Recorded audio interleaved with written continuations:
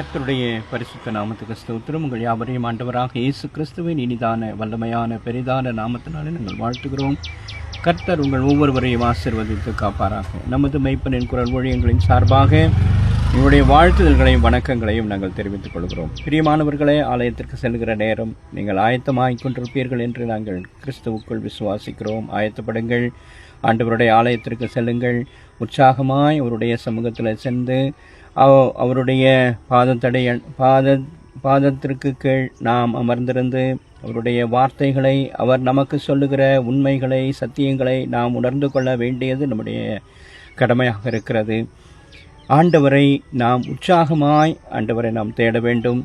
ஆண்டவர் நமக்கு எல்லாமாக இருக்கிறார். நம்மை ஆசிர்வதிக்கிற கர்த்தர் அவர். ஆகவே ஆயத்தப்படுங்கள். ஆண்டவர் உங்கள் ஒவ்வொருவரையும் ஆசிர்வதிக்க வல்லவராக இருக்கிறார், போதுமானவராக இருக்கிறார். ஆண்டவருடைய பாதத்தண்டையில் நாம் உற்சாகமாய் சேர்ந்து அவரை துதித்து மகிமைப்படுத்தி அவருக்கு நன்றி சொல்லி அவருடைய வல்லமைகளையும் ஆசீர்வாதங்களையும் நாம் நிறைவாய் பெற்றுக்கொள்ள கர்த்தர் நம்மை அழைக்கிறார். ஆகவே புறப்படுங்கள். கர்த்தர் நமக்கு முதலாவது தேவை.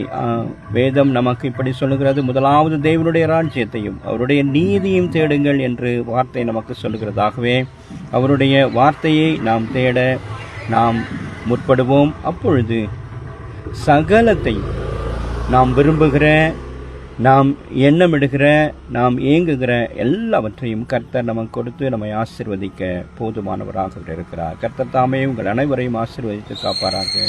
ஆமென்.